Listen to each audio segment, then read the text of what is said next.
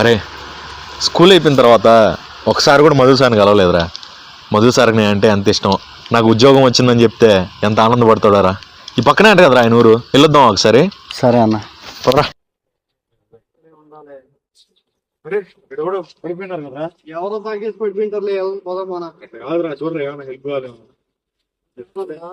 ఎవరు అన్నా, మన మధు సార్ లో ఉన్నాడు అన్న. మన మధు సార్ ఉన్నాడు.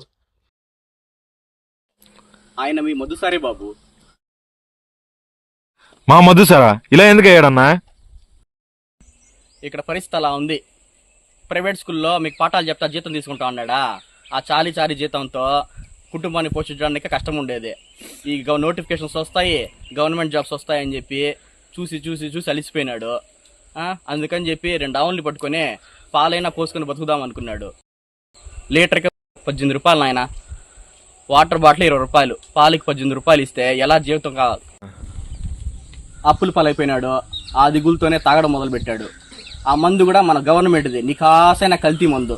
తాగి ఆరోగ్యం కూడా పాడైపోతా ఉంది. ఏం చేద్దాం నాయనా? ఈ సమస్యలకు పరిష్కారం ఏంటన్నా?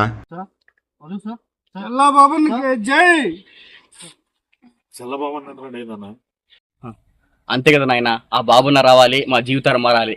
భవిష్యత్తు మారాలంటే బాబున్న రావాలి.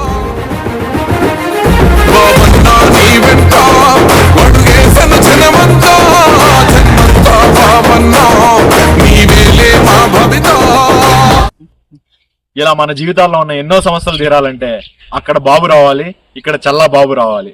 పొంగునూరు నియోజకవర్గం బాగుపడాలి అంటే మన చల్లా రామచంద్రారెడ్డి గారిని గెలిపించుకోవాలి. జై బాబు. జై బాబు.